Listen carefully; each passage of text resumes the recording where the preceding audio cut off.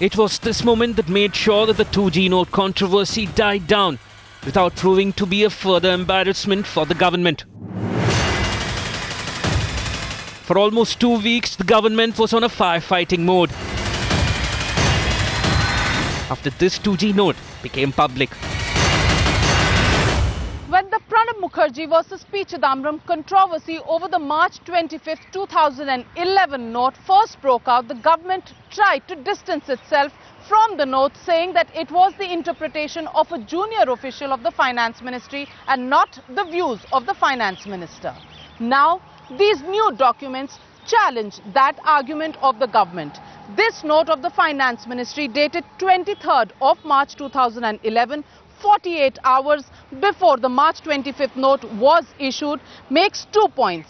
One, that the government had gone through an interdepartmental consultation process with Cabinet Secretariat, Prime Minister's Office and Ministries of Telecom and Finance involved in that framing of March 25th note.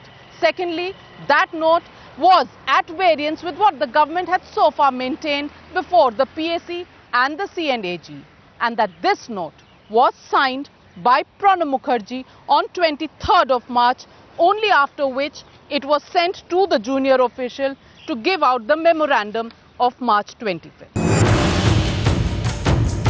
With this note showing there was a clear interdepartmental clearance, now the Joint Parliamentary Committee seeks further details.